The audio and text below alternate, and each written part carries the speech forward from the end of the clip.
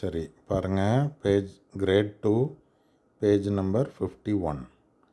Page number 50ல் writing your own tunes to a given rhythm.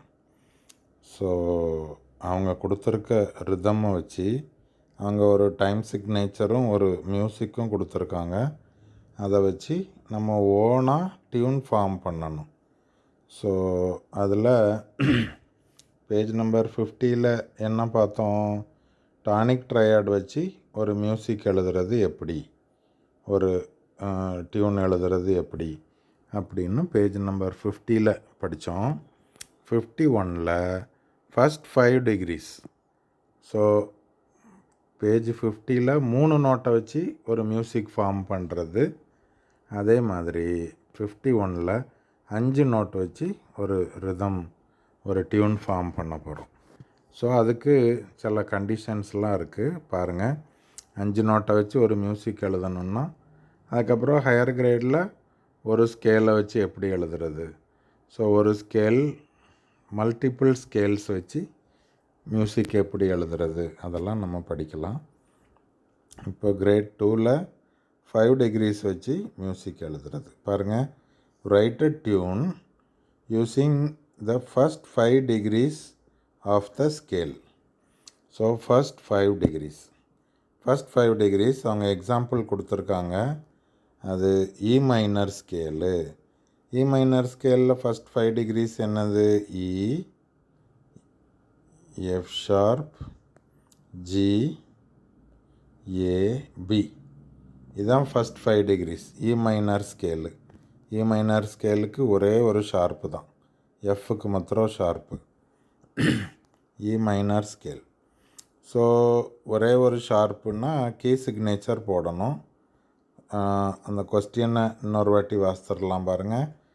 Right a tune using the first 5 degrees of the scale in any register to the given rhythm. Use a key signature and finish on the tonic. Finish the music on the tonic. Okay. அப்போ double bar line எண்டிங்கில் வந்து tonic வரணும். So E மைனரோட tonic என்னது? E. F மேஜரோட tonic F. So first note of the scale, அதுக்கு பேர் தான் டானிக். ஓகே. இப்போது இ மைனர், இப்போது இந்த 5 நோட்டு தான் இருக்கணும். E, F, G, A, B. So sharp key signature sharp, use a key signature sharp போட்டிருக்காங்க. அடுத்து 3/4 மேலே இருக்க 3/4 தான், அந்த 3/4 அப்படியே போடணும். ஸோ போட்டாச்சு. அடுத்தது எண்டிங் தான் ரொம்ப important. Finish on the tonic, அதான் அவங்க கொடுத்துருக்க கண்டிஷன். ஸோ இந்த லாஸ்ட் நோட்டு ஈயாக இருக்கணும். டபுள் பார் லைன் பக்கத்தில் இருக்க லாஸ்ட் நோட்டு இ போடணும். அதுக்கு இ இருக்கணும்னா பேசிக்காக மியூசிக் ஸ்ட்ரக்சருக்கு ஒரு ரூல் இருக்குது. என்னென்னா லாஸ்ட் நோட்டு இ டானிக் இருக்கணும்னா அதுக்கு முந்தினது 5th இருக்கணும். 5th நோட்டு என்னது பாருங்கள்? E, F, G, A, B. 1 2 3 4 5. First 5 degrees. 5th note என்னது? பி. அப்போ இது பியாக இருக்கணும். ஸோ ஃபஸ்ட் 5 டிகிரிஸ் எழுதுகிறப்போ டானிக் ட்ரையாட் வச்சு எழுதுகிறப்போ டானிக்கு அதுக்கு முந்தினது 5th, அவ்வளோதான் கண்டிஷன். ஃபஸ்ட் 5 டிகிரிஸ் எழுதுகிறப்போ டானிக்கு, அதுக்கு முந்தினது 5th, அதுக்கு முந்தினது 2nd. ஸோ ஃபஸ்ட் எக்ஸசைஸில் செகண்ட் நோட் என்னது? F. That means F sharp. F sharp போட வேண்டாம், கீ சிக்னேச்சரில் ஷார்ப்பு இருக்குது. ஸோ உள்ளெல்லாம் எதுவும் போடக்கூடாது. ஓகே. ஸோ எப்படி எழுதியிருக்காங்க பாருங்கள். ஸோ நம்ம இஷ்டம்தான். இங்கே ஃபஸ்ட்டு நோட்டு இ போட்டிருக்காங்க, பேஸ் கிளஃப். இது பி போட்டிருக்காங்க, இது ஜி போட்டிருக்காங்க. ஸோ இப்படியே போட்டுட்டு போகணும். Last note should be tonic. Last note ஈயாக இருக்கணும். அதுக்கு முந்தினது ஆக்சுவலி இதில் அவங்க மெயின்டைன் பண்ணலை. ஸோ அதுக்கு முந்தினது பியாக இருக்கணும், அதுக்கு முந்தினது எஃப்பாக இருக்கணும். ஸோ இதுதான் கண்டிஷன். சரி, இப்போது இந்த ரூலை வச்சு எஃப் மேஜர் ஓகே, அதுக்கு அடுத்த எஃப் மேஜர் எழுதி காட்டுறேன் பாருங்கள். ஸோ எஃப் மேஜரோட ஃபஸ்ட் 5 டிகிரிஸ், எஃப் மேஜரோட ஃபஸ்ட் 5 டிகிரிஸ் என்னது? F, G, A, B, C. F மேஜருக்கு கீ சிக்னேச்சர் என்னது? ஃப்ளாட்டு. ஸோ 1ஆம் கிரேடில் படிச்சிருக்கோம். எஃப் மேஜர் ஸ்கேலுக்கு ஒரே ஒரு நோட்டு ஃப்ளாட்டு. பி, பி எந்த லைனில் இருக்கோ வேறு எங்கேயும் ஃப்ளாட்டு போட்டுறக்கூடாது, இது பேஸ் கிளஃப். அப்போது லைன் நோட்ஸ் சொல்லி பாருங்கள். ஜிபி, டிஎஃப்ஏ, ஏ. ஸோ இதான் லைன் நோட்ஸு. ஜிபிடிஎஃப்ஏ. பி எந்த லைனு? Second line. ஸோ அதில் தான் ஃப்ளாட்டு போடணும். ஸோ ஃப்ளாட் போட்டாச்சு.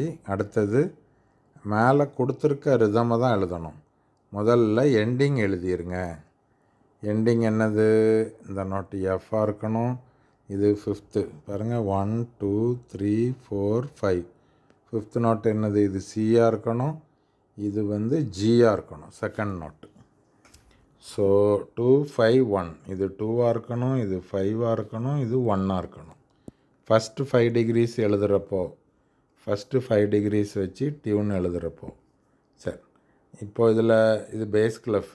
எஃப் எங்கே இருக்குது? இந்த டபுள் பார் லைன் ஆல்ரெடி அவங்களே போட்டிருக்காங்க.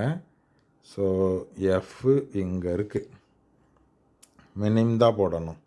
மினிம்க்கு நேரே மினிம். ஸோ எஃப் போட்டாச்சு. எஃப் எனி ரெஜிஸ்டர்னால் இங்கேயும் போடலாம், இல்லை எனக்கு இங்கே போடணும் அப்படின்னா லைனில் எஃப் 4th லைனில் இருக்குது, அங்கேயும் போடலாம், அங்கேயும் மினிம் போட்டுக்கலாம். சரி, அதுக்கு முந்தின நோட்டு சி இருக்கணும். சி குவேவர். அதுக்கு முந்தினது ஜி இருக்கணும். ஜி எங்கே போடலாம்? இங்கே போடுவோம். அதுக்கு முந்தினது எது வேணாலும் இருக்கலாம். ஸோ லாஸ்ட்டு 3 நோட்டு 2 நோட்டு தான் கண்டிஷன். இப்போது F, G, A, B, C. So அதுக்கு முந்தின நோட்டு எஃப் போடுங்க. அதுக்கு முந்தின நோட்டு ஜி போட்டாச்சு. அதுக்கு முந்தின நோட்டு ஏ போடுங்க. ஏ எங்கே இருக்குது? லைனில் இருக்குது. ஸோ லைனில் ஏ. இப்போது இது எல்லாத்தையும் குவேவர் ஆக்கணும். 4 குவேவர். சரியா? ஸோ அப்புறம் பார் லைனுக்கு நேர பார் லைன். பார் லைன் எக்ஸ்ட்ராலாம் லென்த்து தேவையில்லை, கரெக்டாக போட்டால் போதும். பார் லைனுக்கு நேர பார் லைன். சரி, இப்போது செகண்ட் பார் எழுதியாச்சு. இப்போ ஃபஸ்ட்டு பார் கீ சிக்னேச்சர் போட்டாச்சு. Time signature 2 2. முதல் நோட்டு மினிம் இருக்குது. மினிமும் 2 கிராச்சட்டும் இருக்குது. இப்போ நம்ம பி இன்னும் யூஸ் பண்ணவே இல்லை. சரி, அப்படின்னா எஃப் எங்கே போடலாம்? அங்கே மேலே போட்டிருக்கோம். ஸோ இங்கே கீழே போடுவோம். ஸ்பேஸில் எஃப். அடுத்தது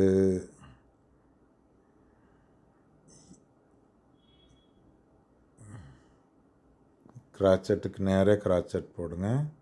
இது ஏ. அடுத்தது பி. பி நம்ம இன்னும் யூஸ் பண்ணல, அதனால் அங்கே பி யூஸ் பண்ணியாச்சு. பி. ஸோ 5 நோட்டும் யூஸ் பண்ணியாச்சு. இவ்வளோ தான், இதுதான் ஆன்சர். ஸோ இப்படி ஒரு மியூசிக் எழுதணும். ஓகே.